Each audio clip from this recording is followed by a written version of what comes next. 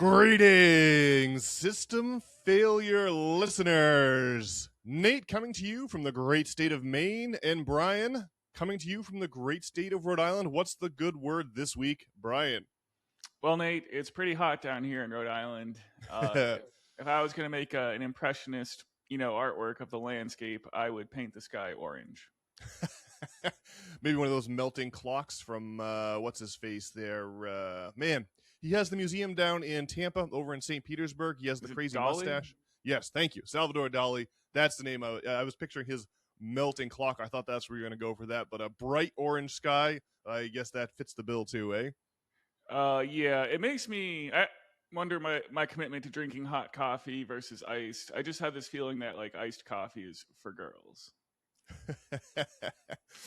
Well, I do feel like no one wants a hot coffee on a hot summer day. But don't some of the Eastern philosophies say that you shouldn't drink hot or cold? Or no, it's cold liquid, right? Isn't that the case? I thought you were the one that told me this. So that is why I'm looking to you, Brian, for confirmation. Well, there's this idea that you should not drink iced things because it like freezes your innards and messes up your energy. That's about all I got on it, but that is the thing. I've been thinking about that a lot lately because my new favorite snack food is the Wyman's frozen blueberries. Have you seen these, Brian? The Wyman's of Maine, the frozen blueberry pack. I feel like, I guess you have, made good your escape from the great state of Maine. But being up here in Maine, we have all these wild blueberries, which are one of the major agricultural products of the state. Maine's not famous for much. It used to be timber for ship masts, then timber for paper, but that's all gone. And so I guess we're just left with potatoes and blueberries up in the county there. The county, Maine has 13 counties, and the biggest one, Aroostook County, is our most northernmost. It's the most northernmost county. I guess that's how you would say that. It's huge. They call it the county, and that's where the vast majority of the potato crops are grown. Wyman's of Maine frozen blueberries primarily come from Canada, as it turns out, but they harvest these wild berries from wherever they can get them. They need more than just space than just Maine, apparently, but they are delicious, but they're frozen. Apparently, frozen berries are even better for you than fresh berries, but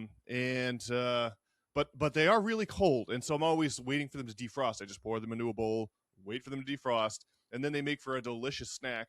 But the two downsides are, one, they turn your teeth like black, for temporarily till you brush them, and two, is like it's really I don't know.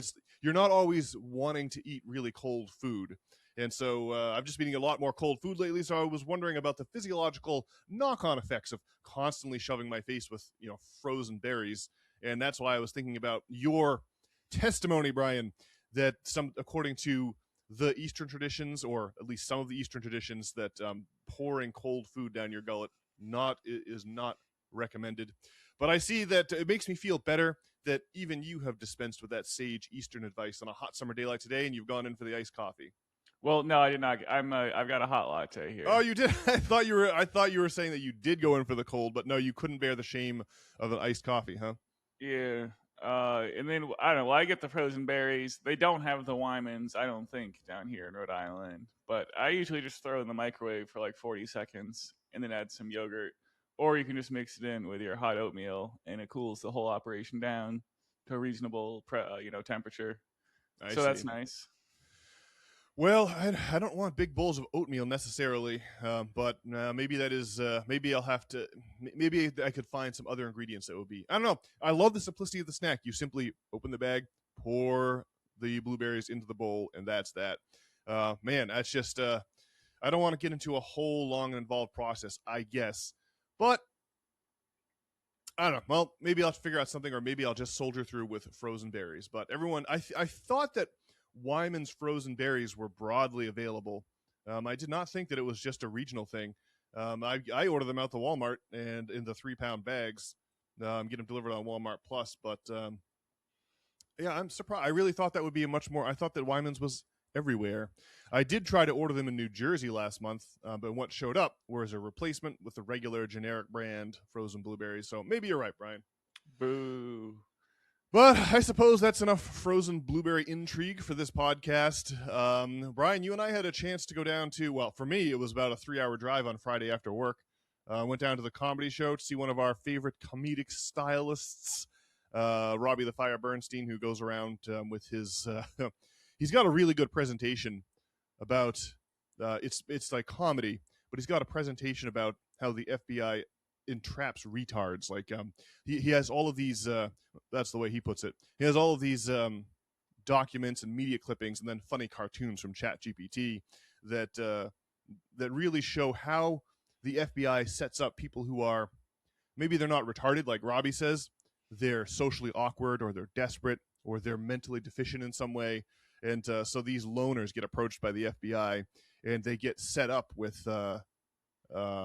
They get used as they get set up to make the FBI look like it's actually doing its job of cracking down on terrorism, when really the FBI informants are the ones proposing the terrorist plots. I think there were 18 co-conspirators in the plot to assassinate Gretchen Whitmer, who is the Minnesota governor.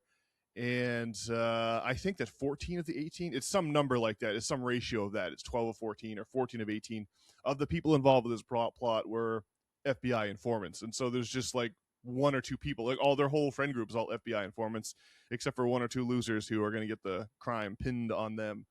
So that was pretty entertaining. I don't know. What did you think of? For me, like I said, it's the same. It's 3-hour drive. It's the same exit that Gillette Stadium is at. We got off at the Gillette Stadium exit down there south of Boston, and then drove out into the woods for about another 15, 20 minutes or so to get to this hunting club. But for you, it was only 45 minutes. Brian, what did you think of the show? Let's see. I think it had, if you see these clips where they're doing, like, WWE style wrestling at the VFW or something, it had a bit of that kind of vibe. There was, like, a bar attached to this hunting club or whatever, and people were making noise in the other room while the poor comedians are trying to do comedy. But, yeah, I thought it was a pretty good show. Yeah, the FBI entrapment business is crazy. I don't know if like boomers understand, but if you go on some interesting corners of the internet, like your 4chans or your Reddits or whatnot, or the whole point of the internet is basically to like radicalize you into some kind of like niche community. And, maybe you're like a furry or like a socialist, or I don't know. Or I don't know, like maybe you're like a QAnon person, or just like, like a proud, like Nazi. And like and radicalize you. And the internet is basically designed to drive you insane, and it should be like a lot more upsetting than it is that like the government's like actively trying to set up these entrapment schemes. And like it would just be crazy if you're like some schizophrenic and then someone starts talking to you and telling you should go blow something up, and trying to coax you into getting some arms or something. Yeah, pretty man. crazy. Yeah, Robbie also wove in the FBI's constantly exponentially ballooning budget into this. So we are paying for the pleasure of having security theater perform before our eyes. So yeah, it was really fun. It was good to hang out with you for a few minutes, Brian, before and after the comedy show. You don't get to hang out in the flesh as often as we used to, with you having moved to Rhode Island. Our only hangout is usually this podcast during the week. So it was cool to hang out a little bit down there in southern Massachusetts. Agreed. We'll have to find another event to go to, which we have a couple lined up. So, yeah, we got the very same Robbie the Fire with his overstudy. He's sort of the sidekick to this Dave Smith comedian who's made it big ever since the COVID and Israel issues became big. And so they're coming up to Portland, Maine in October. We'll be there to see them live for that one too. It's fun following these guys around the comedy circuit. They can recognize our faces, so that's kind of fun. So yeah, pretty entertaining. I'm glad we went, Brian. It's a solid expenditure of like $20 or whatever the tickets cost. Rush in September also. Oh yeah, forgot about that. Yeah, we're going to see the band Rush in September. All right, so we've got some good tickets in hand for some good shows. That's it'll make the passage of the summer of 2026 into history all the more bearable, emotionally speaking. So that's good. All right. Other news this week, Brian, it was a big week for the news. We had this Dr. Abdul El Sayed over in Michigan win his Senate primary against a longtime Democratic incumbent, which was well, I don't know. I guess the man was ahead in the polling, and the polls turned out to be slimmer or narrower than anticipated.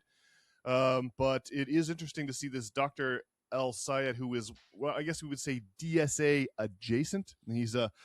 Is not a signed card carrying member of the Democratic Socialists of America, but does have a lot of policy crossovers with those guys, like Medicare for All or ending foreign aid for Israel. So that's really interesting to see. It's wild to. I think we talked about this last week, but the growing civil war within the Democratic Party is something else to behold. It's something I wished we could have had back in 2016 or even 2020. It really goes to what you said a few minutes ago, Brian, about the retard entrapment schemes. The internet, folks who aren't chronically online, don't realize that there really is a campaign to separate people through radicalization. To in other words, to undermine the comedy and accord amongst the middle and lower classes on display during the Occupy Wall Street movement of the early 2010s. And so it's interesting to see this, this long overdue, in my opinion, civil war finally come home to roost. We chalk up another victory for DSA or DSA adjacent candidates, or candidates who repudiate AIPAC money and are opposed to the ongoing horrors taking place in Gaza, or opposed to some of the most ridiculous excesses of the Israeli regime in Tel Aviv. So I don't know. I thought the Dr. Abdul El Sayed victory was at least a good, what do you call it? A good omen? Yeah, I think that's the word we'll use. A good omen.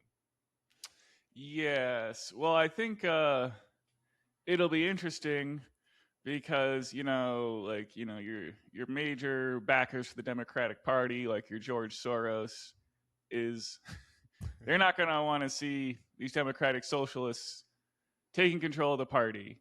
Certainly and not. So the Democratic establishment is going to have to carefully thread the needle here, where you're going to see probably a lot of propaganda coming out about how Democratic Socialists are terrible people, but they also need to not alienate their base, the vast majority of whom probably support Democratic Socialists.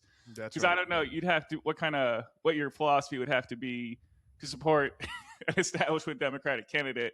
I guess maybe if you're extremely concerned about the welfare of Israel or something. I don't know. It seems to me that the stable of appealing Democratic platform positions is pretty narrow. They've been trying to get away with good vibes, inclusive vibes, thriving vibes, without any actual policies to help the middle and lower classes. And so I think you really laid it out well there, Brian. What we are seeing here is the conflict, the axes of the dispute within the Democratic Party is because you've got the donors who want to continue getting rich off the rest of our backs, and then the actual voters who are sick, who are watching their quality of life decline year after year, decade after decade. For those younger among us, there's not going to be any opportunity for family formation or getting on the real estate ladder. And so we've got a tiny minority of well-heeled donors who have since the Clinton administration in the 1990s have been donating money to cover the operating expenses of the Democratic Party. It took over from the defunct labor unions during the early 90s. That's the Clintons. And now we have a situation where the sheep just can't be fleeced anymore, right? The wool is cut down to the skin, and that is what's bringing about this conflict within the Democratic Party. And so, man, I guess I am here for it, Brian. You love to see it. Man, those donors, it's really a subversion of democracy at the end of the day. That is what is happening here. It is supposed to be a a one-person, one-vote system. But what we've got here is a $1 one-vote system.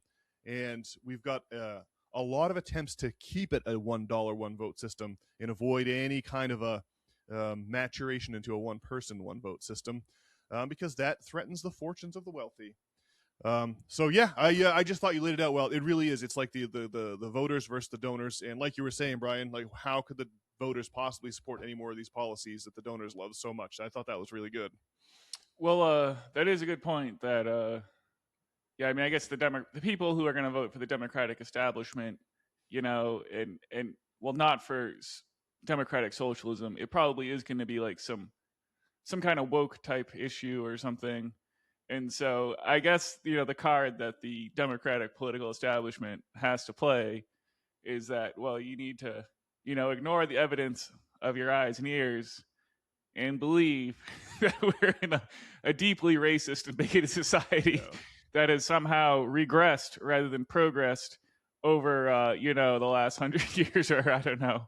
And so yes, we'll need some kind of event to stir up racial tensions, or I don't know, something along those lines. Yeah, yeah. I remember the '90s they felt post-racial in a large degree, to a large degree, Brian. I mean, you and I are two of the whitest people to ever grow up in the whitest state in the country, Maine. But I mean, but just the way that the cultural zeitgeist was during the '90s, it felt like we had arrived at this. With like maybe the scars of the civil rights movements and the previous, and the previous historical atrocities had finally started to heal in the 1990s. Which is not to say that we were in that racism wasn't an issue.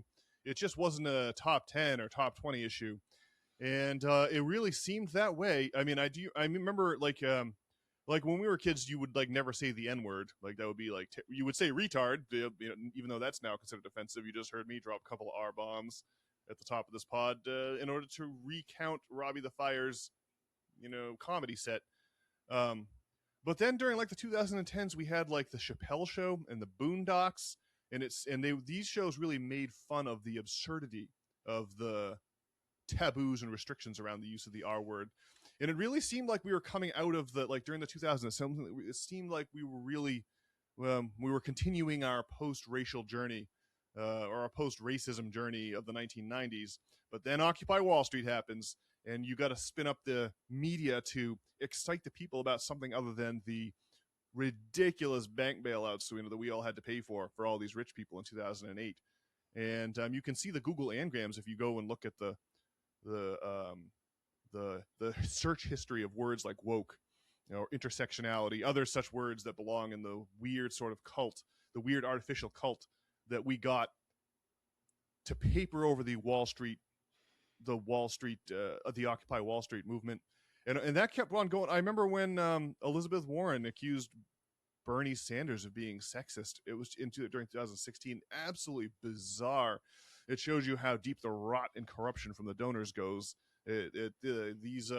These wooden planks are shot through with termites. They're just completely corrupt and unsalvageable. So yeah, I mean, I can't remember why I got on this post-racial business, but I think you were saying that it just goes back to this campaign to divide people and prevent the democratic process, where super majorities of people say no, we're tired of being fleeced like so many sheep. We need to have some actual parity. We can't just let the middle class slip away into history, never to be seen again. So yeah. Man, I hadn't thought about Elizabeth Warren accusing Bernie Sanders of sexism in some time. Yeah, You can just imagine, like, so gross. Bernie Sanders going to like the bar or something, like slapping behinds and taking women home and banging them and then sending them on their way. And I don't know. He's like the world's nicest Jewish grandpa. I mean, there's no way. That's a hilarious juxtaposition there. Yeah, man, that's just certainly a low point in democratic politics. And yeah, I mean, the democratic establishment should be truly ashamed of what they brought upon us. But obviously, I mean, that was like the design, and what it's like the whole point. So I guess there's not going to be any shame from those folks. Well, they may not have any shame, but hopefully the nomination of Dr. El-Sayed for the Democratic Senate race out there in Michigan will at least be a slap in their face, and maybe we can even get the corrupt people who want to keep a $1 one vote system and prevent a one person one vote system from ever taking place And hopefully those people can be sent home to get a real job. They can go out and sell some insurance somewhere or something like that. Well, I guess the good news is that like the debate is kind of effectively in a way, or it's effectively between like the DSA, versus like the establishment in a way that, I mean, it was singularly like Bernie Sanders versus the establishment. Yeah. For most of my adult life, and so it's like a growing thing, and yeah, I mean, hopefully the establishment gets ousted, and I look forward to the socialist takeover of the Democratic Party. Did we say already that? Well, just it mirrors what's going on in the Republican Party. We've not touched on Tucker Carlson yet, but that's a great segue, Brian. Let's go for it. Sure. Well, I mean, there is a thing where there's a civil war also in the Republican Party against like Thomas Massie versus like the Republican establishment.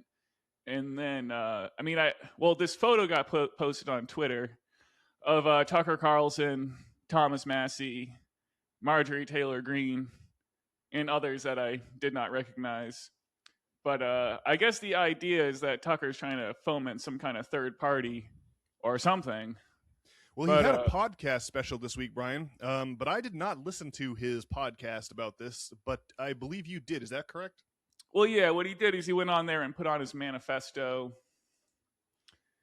And, I mean, it's all, like, pretty straightforward stuff. Like, laws should apply equally to everyone. Thinking about, like, the Epstein class in particular, or maybe Jeffrey Epstein. Equal protection of the law. I believe that's the Fourth Amendment. And that, the nation should be free from foreign lobbying with an eye towards our relationship to Israel.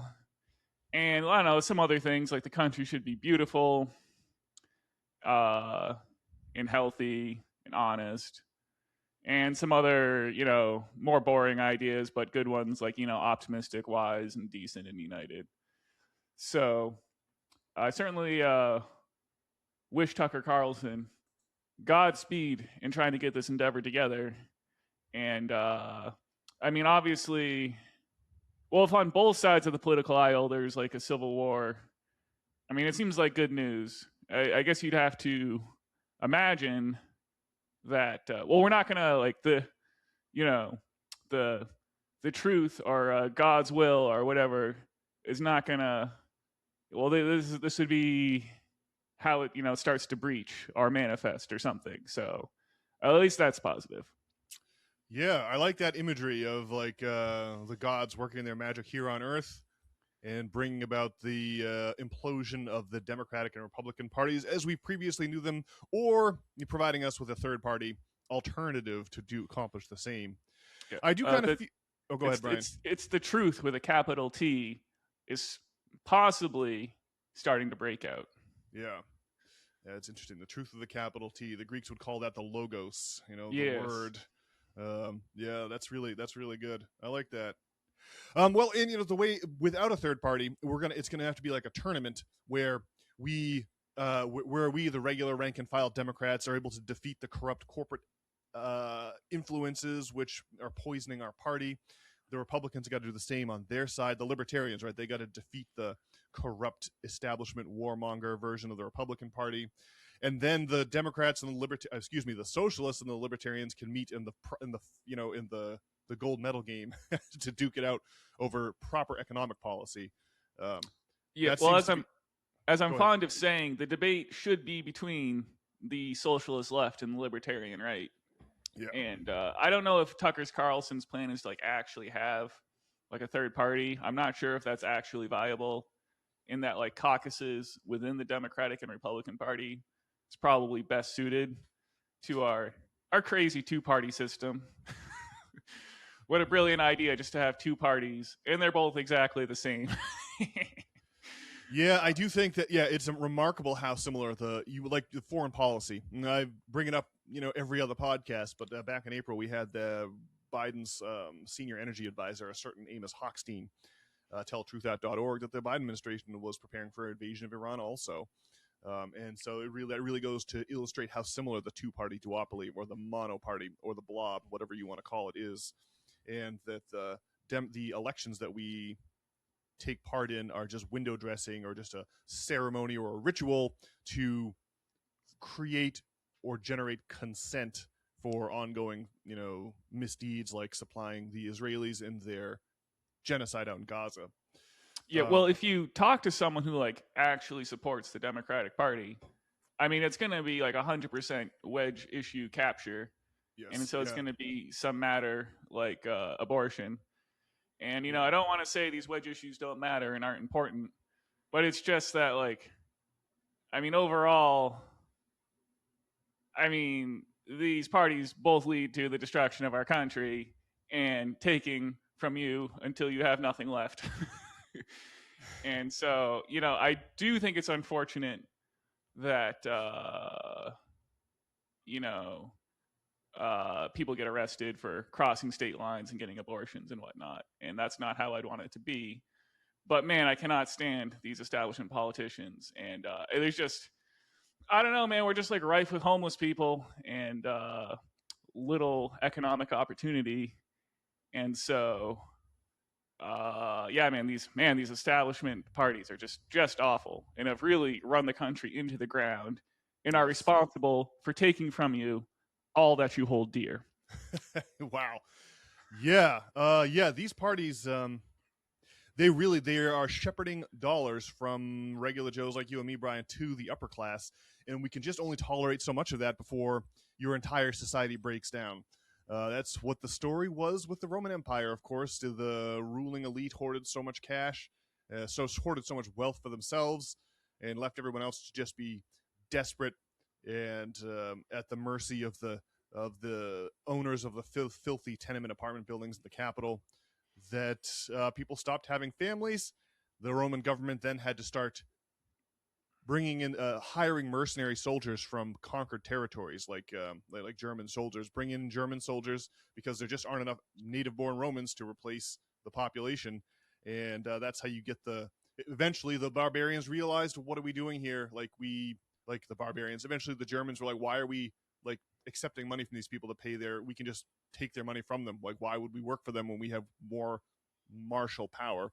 And that's exactly what happened. That's how you get Alaric the Visigoth hammering on the gates of Rome in 410 AD. So yeah, man. Well, I liked you. I got the chills when you said when you were saying how the corrupt elements of these parties have taken everything from us, Brian, all that we hold dear. That was pretty good. And I think that's a good segue into the latest news out in Iran. It has been an unfortunate week for the Donald. I guess virtually every week has been unfortunate for the Donald since the February 28th invasion of Iran, an ill-advised invasion if ever there was one. And I'm just very interested in the way the Wall Street Journal is framing this morning. The headlines here say Trump thought opening the Strait of Hormuz was imminent. Iran had other plans, and the subheadline this morning on August the 9th is that Tehran's new demands for major concessions comes days after the White House had signaled a deal to clear commercial passage was within reach. So did you see this one, Brian? The Iranians fired. We had Treasury Secretary Scott Bessent making the rounds, talking about how a deal was imminent this week. News came out that maybe we could that there was some kind of a deal. The U.S. had brokered some kind of a side deal to get Hamas to disarm. Well, that Hamas disarmament deal was rejected wholesale by the Israelis.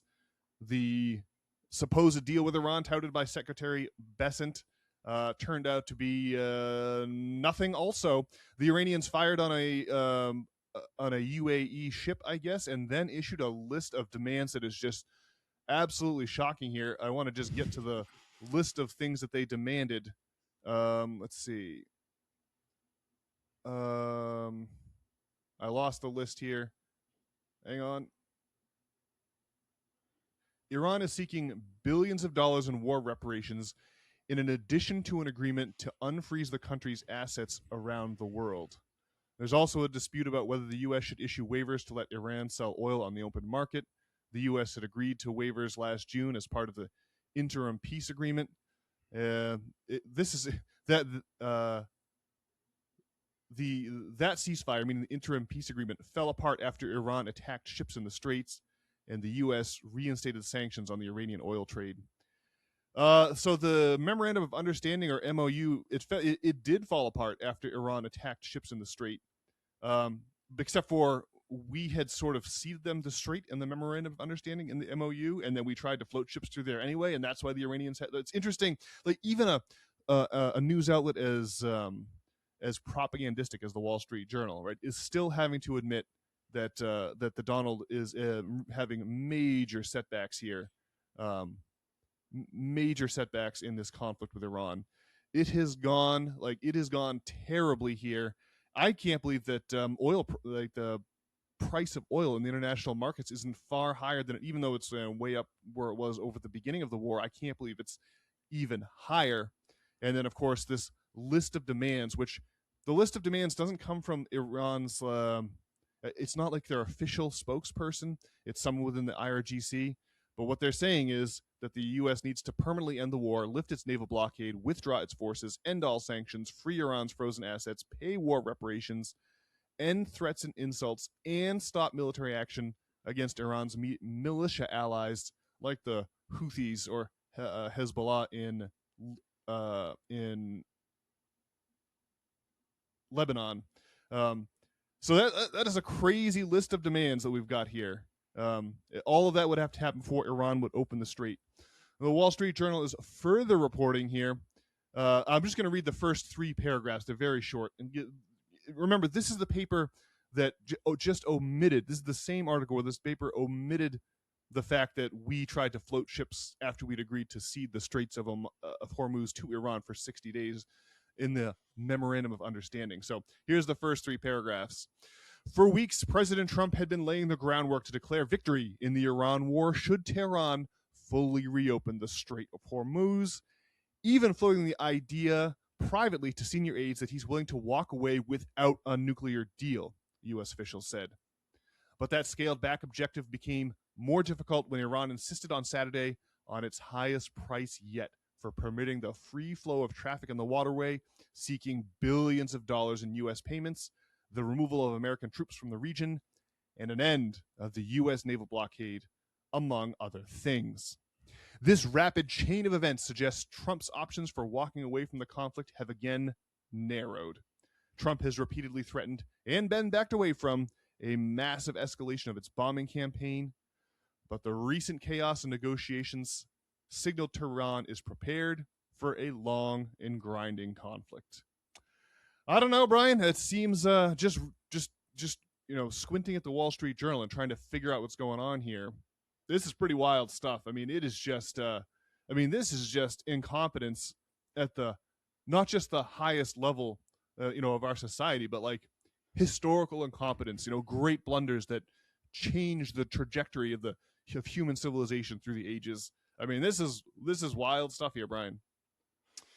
Yeah. Well, I basically paid no mind at all when the Donald said that we were close to an agreement with the folks in Iran. And it really just doesn't move the needle at all. And I don't know why Iran would compromise their position one bit. And I see that they've been further emboldened. Yeah. So, yeah. I think Professor Zhang is going to be vindicated in that we're going to be, just the Donald's going to be trying to keep gas prices, I guess, under $4 a gallon until this, this fall or this winter. And then the true nature of, whatever the government has in mind in the Middle East will become apparent. Yeah, man, that makes me think of the old Antonio Gramsci quote. This guy Antonio Gramsci is an Italian Marxist during the early part of the 20th century, and he got thrown in jail where he died by Benito Mussolini. But he has this spine-chilling quote: "The old world is dying, and the new world struggles to be born. Now is the time of monsters." That's what you made me think of, Brian, with that, we're like the old ways of doing things are clearly no longer working, and so we're going to find out what the structures of power have in mind for the rest of us are their friendly flock of sheep. And so it does it does feel like we're getting closer. It does feel like everyone's just waiting for whatever the thing is that's going to happen here. Whatever it is that shakes the Etch a Sketch, changes the paradigm, resets the economic situation, something like that. It'll be curious to see how the powers that be, the wealthy people who make up the upper crust of our society, try to preserve their fortunes at the rest of our expense through the upcoming period of chaos and cataclysm and disorder. It's man, yeah, it sure is. It's a hell of a time to be alive and have access to the internet. And just to be clear, Professor Zhang's prediction is that like it's too hot in the summer to stage like a ground invasion of Iran, and so the plan is to dilly dally through the summer months, and then let the chaos begin in earnest. Okay. I thought you were saying to the fall because of the upcoming midterm elections, but I had not heard that. It does make sense that Iran would be scorching at this time of year, and it would not be the best time to. It's like trying to invade Russia in the winter, right? Not a great plan, as like Hitler and Napoleon found out.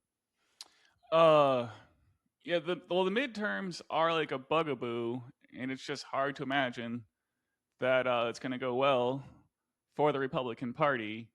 I guess I have to imagine that like these hearings with Anthony Fauci and whatnot are part of an attempt to regain the goodwill of the public that can be leveraged into further aggression in the Middle East. Yeah. Oh man. Well, I wonder, Brian. Speaking of the Middle East and the internet, if you saw this piece from Reuters today, just to really bring home the gravity of the situation that the American empire is in. I mean, this is absolutely wild reporting. I mean, this was the news article of the week, in my view. And let's see, I think it came out on Tuesday here. And again, this is from Reuters. And the headline is, U.S. has used virtually all of its long-range precision missiles during Iran war, sources say. And let's see, just to give the bullet points here, U.S. has used virtually all PRSM and ATACM munitions, two sources say. U.S. also burned through a little less than half its global Tomahawk supply. Some officials worry the low stockpile will affect U.S. readiness should another conflict break out. I guess I won't bore everyone with the details of this Reuters article, but it is that we are virtually out of long-range precision missiles. That is wild stuff. It came out last weekend that the U.S. Missile defense systems were allowing some missiles through because we just didn't have enough. We don't have enough of these interceptors, and so we wanted to start rationing them, and so we're not shooting down every missile that comes through and strikes military bases like the one in Bahrain from 2 weeks ago. So, yeah, man, we have really blown it here. It turns out that the entire apparatus of the U.S. military, for which we're spending $1 trillion every year, is completely useless. Like, we paid all this money, plunged future generations into debt vis-a-vis the national debt, and we got for it, it appears, virtually nothing. It's like the military-industrial complex that Dwight Eisenhower warned about in his exit speech in 1960, just before he left the White House. It seems like they fleeced us dry and not even given us a mighty military in return, Brian. It is absolutely, it's absolutely stunning. Yeah, well, the nature of these interceptors, it seems, is that like when an offensive missile is launched, you have to launch several interceptor missiles to make sure you take it down. And so the proposition of defense is just quite a bit more expensive than offense, and that puts us in a dubious position. Yes. Yep. Yeah, it's an asymmetry, like how it's easier for me to knock vases off the mantelpiece, knock vases off the mantelpiece over the fire and smash them. I can do that much faster than you can glue them back together, right? So that's exactly what we have here with the outbreak, the advancement, the proliferation of drone warfare. It seems like drone warfare has made the entire U.S. military, redundant, at least for the purposes of offensive invasion. And so it's reminiscent of the transition during World War I. All the command staffs thought that they were in the charge of the Light Brigade Franco-Prussian War era of warfare. And really, they had moved into the modern era of warfare with the tanks and the mustard gas and the barbed wire and the machine guns, and the senior command structure on both sides of World War One couldn't adapt, and they all they could do was just fling away the lives of their young people over and over again. It was hard for them to adapt. Another one is when the iron ships started with with the coal-powered engines started taking over the high seas and replacing the sailing ships that had been dominant during the age of sail. And you had like the Admiralty, like the British Admiralty, struggling to adapt to that change. And it looks like we have had the historical rug pulled out from underneath our command staff also, because it seems like cheap drones are the way of the future, and super expensive interceptor missiles, and armies of boots on the ground with men with guns on every corner occupying cities. It seems like those days might be behind us. That might be the old version of warfare, and the new version of warfare might be high-tech drones, eh? Well, you would think that our sophisticated military would be able to, I don't know, understand, know what the score is in these wars in the Middle East. We've done a lot of them, and they all end up going the same way. Who could have thought? Who could have seen it coming, Brian? Man. I did want to just relate the story of the Roman Emperor Caligula and the seashells of 40 AD as a way of, comparing this bizarre moment in history, or placing this bizarre moment in history in its proper historical context. What's the name of the guy, Larry Flynt, who ran Hustler magazine back in the 70s? You remember this guy, Brian? And he had a big court battle, The People versus Larry Flynt, about free speech, because he had this nudie magazine, Penthouse, and it was controversial. I don't know. They made a movie about this back in the early 2000s, I think. The People versus Larry Flynt. The reason I bring up Larry Flynt and Hustler magazine is that he and Hustler, they also back in the 70s, they created a version. They created a movie called Caligula, and there was like a TV version, and then there was like a sexually explicit, pornography version, and so that's what Caligula, one of the most depraved Roman emperors there was. Right, he was like a kid. Then his real name was like Gaius Julius Augustus Germanicus or something like that, but they called him Caligula. The Caligula meant little boots. It was like a nickname he had from when he was a kid. It was like a diminutive name for the Cagula boots that the Roman army wore. Anyhow, this kid, he ascended to the throne. I guess he was involved in an incestuous relationship with his sister. They had these this is where the famous Roman orgies come in. They recreated Caligula's. He had like inside his palace, he had this huge ship of like pleasures or something, where people would just have these massive orgies. They recreated this for Hustler magazine in the 1970s. So this is Caligula. This is what I just feel like the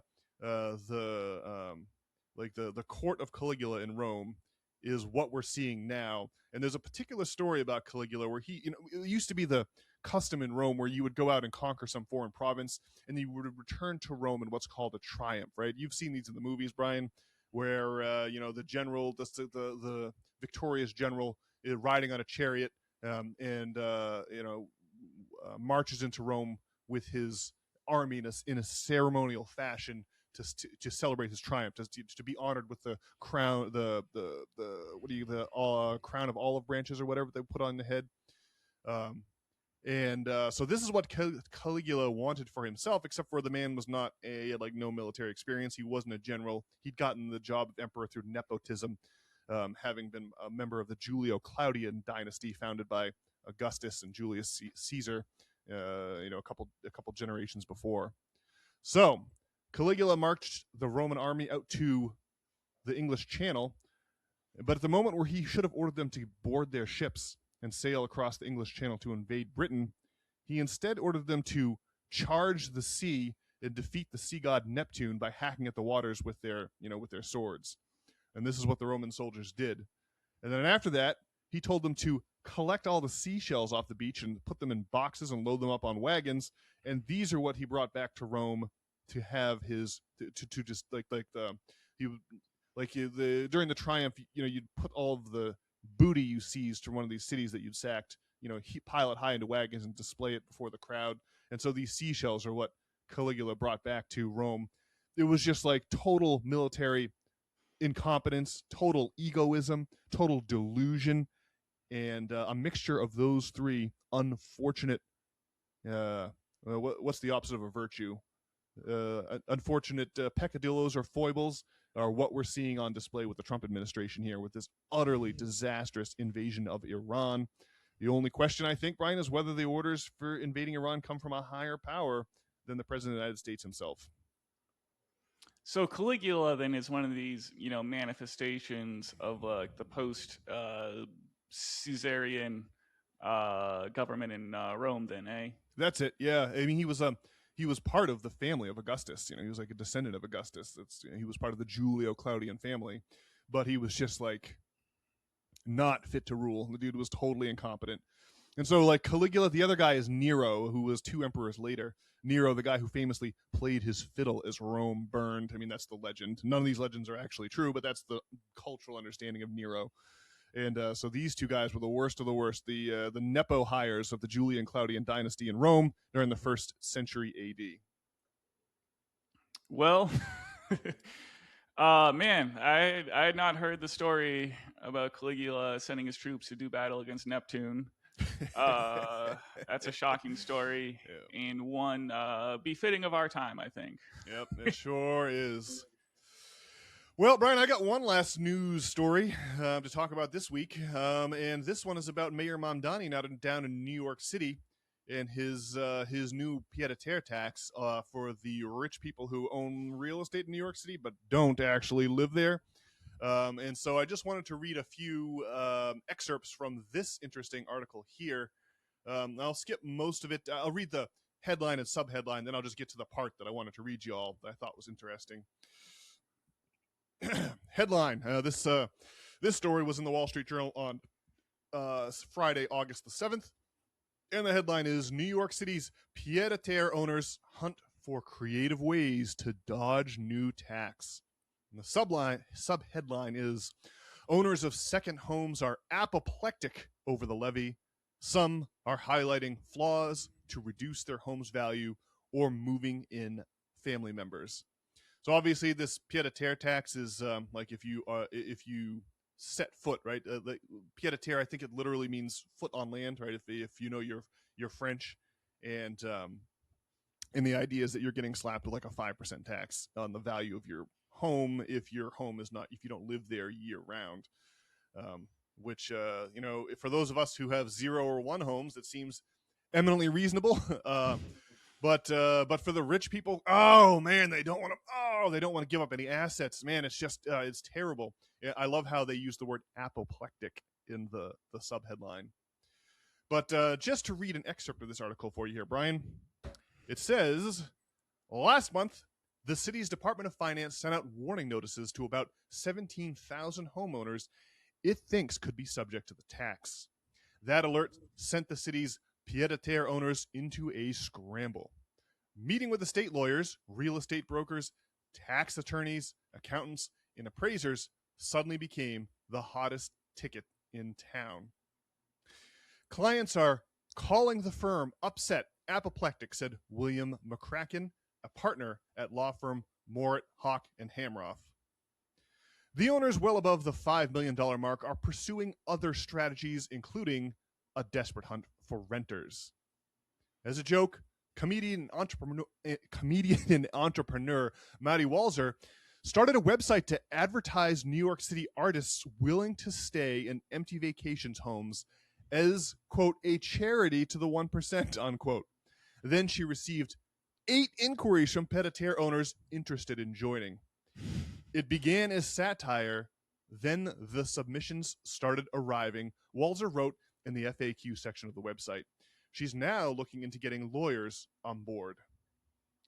Some are considering moving their children who attend New York University or other local colleges out of their dorm rooms and into their pieds-à-terre, or they're considering establishing permanent residence in the city because for them, the tax on their second home outweighs the cost of New York's state and city income taxes.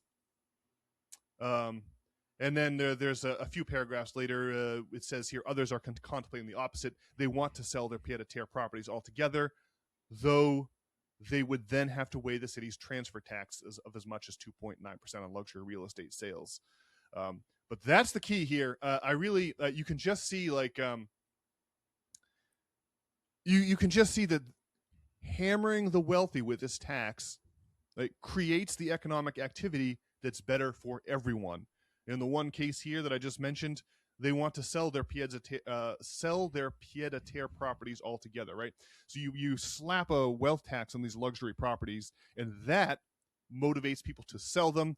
And properties going onto the market is what we need to break up the logjam in the real estate market, so that people in their 20s and 30s can actually start a home, maybe even start a family, and continue American society more than 30 or 40 years into the future.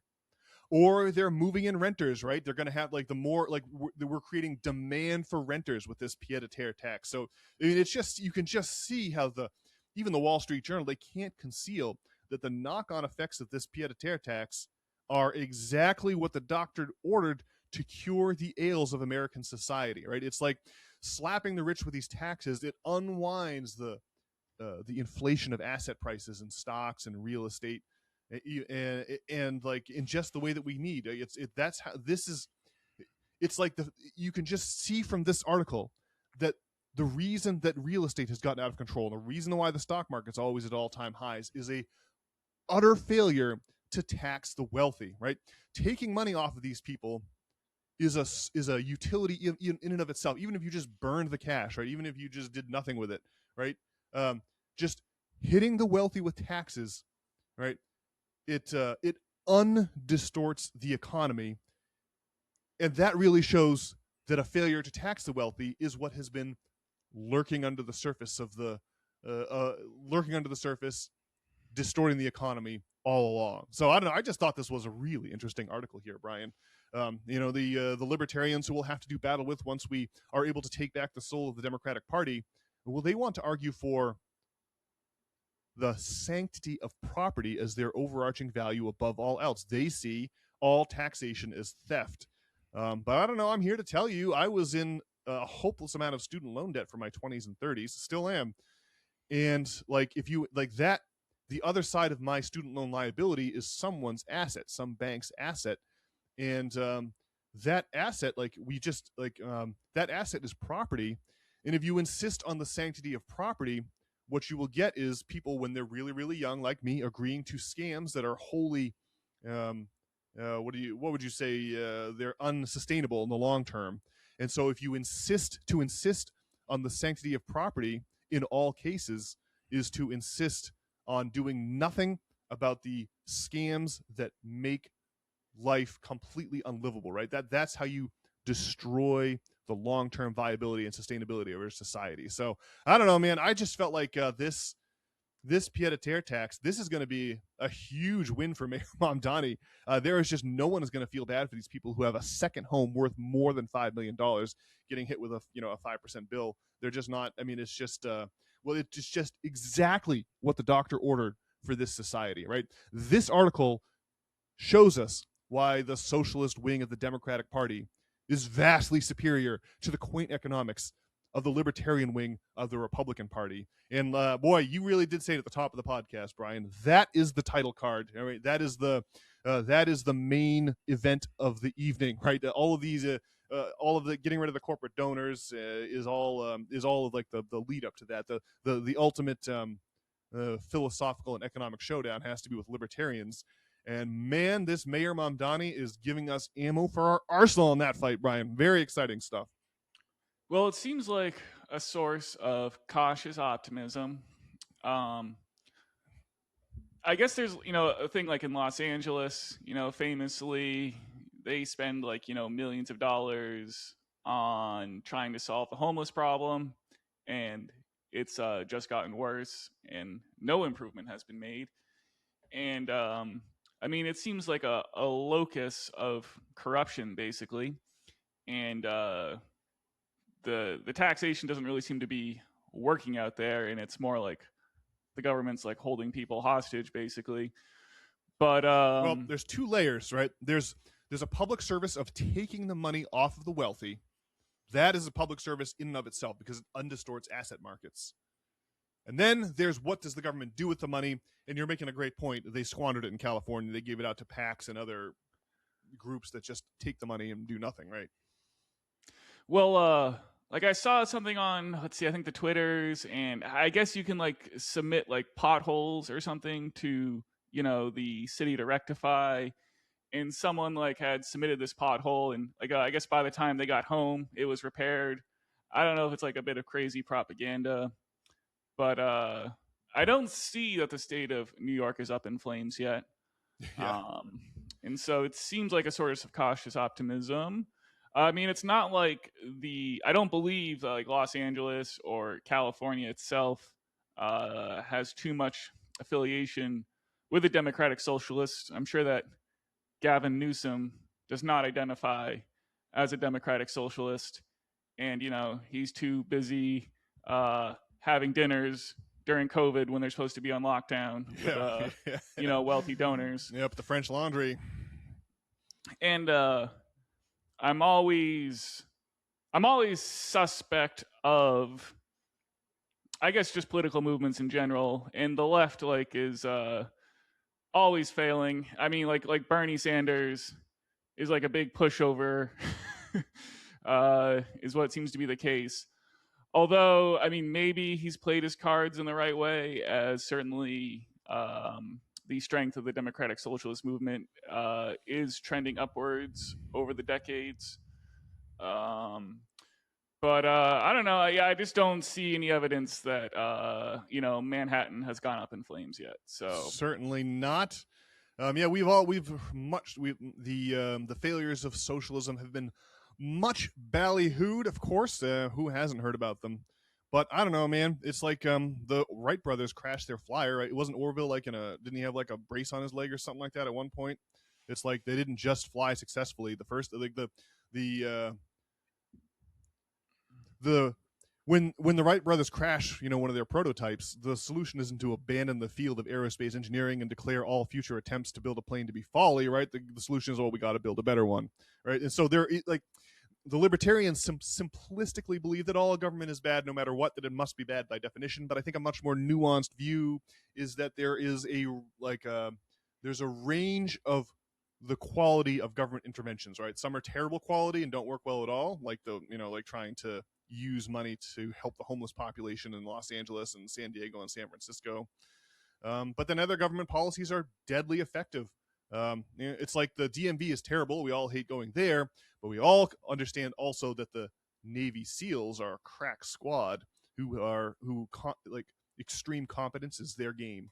And those are the two extremes of government action, and then there's levels of effectiveness and justice in between. And I just think it's a much more, like I said, nuanced view of reality, a much more nuanced view of government to recognize that, regulation or government action, there's a slider, from terrible to effective. And that's what we should be looking to improve, instead of the simplistic and quaint idea that all government is bad no matter what. And when we're confronted with that argument, I think we have the right to notice that no human civilization has ever existed without the thing where you take people's money by force and then use that to build the roads and the highway, the irrigation ditches and whatnot. Like, it's just never worked. I mean, there's like the Republic of Iceland in like the 8th century or the 9th century, where the people of Iceland tried to get together and have just a free market libertarian utopia.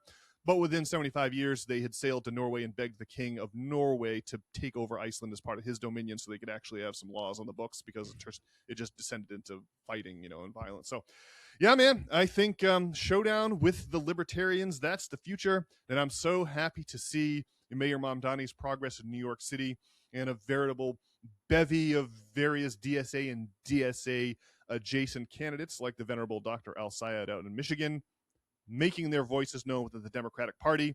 Love to see this civil war. I'd love to see the corporate donors who promote $1, one vote deposed in favor of true Democrats who believe in one person, one vote. Well, as I'm fond of saying, I think the debate should be between the socialist left and the libertarian right. And certainly the libertarian right, should be holding Mayor Mamdani to account, and criticizing him if I don't know, these tax dollars get spent on corrupt ventures and whatnot. Yeah, man, I should have said that too. But that's man, yeah, you're on the ball today, Brian. Yes, it is true that the libertarians' economic theories are a scream. I mean, they're a real eye roller. But the libertarians have the right answer when it comes to the evils of central banking, the excesses of the military-industrial complex, the horrors of ongoing foreign wars of choice that are not defensive in any way, shape, or form. Right. So the libertarians, they are great people who come to the right answer through an admittedly hilarious economic rubric, but come to the right answers nonetheless. And that's why it would be nice to see them. It's nice to see them complete their conquest of the Republican Party. You'd love to see that too. Yeah, and like it's not like New York is like funding our military budget, and so there's at least an exciting opportunity for the Democratic Socialists there to use their political leverage in a meaningful way. So let's hope that works out. Yes, indeed. Yeah, well said, Brian. And I think that we have reached the end of our episode for today. We are out of time.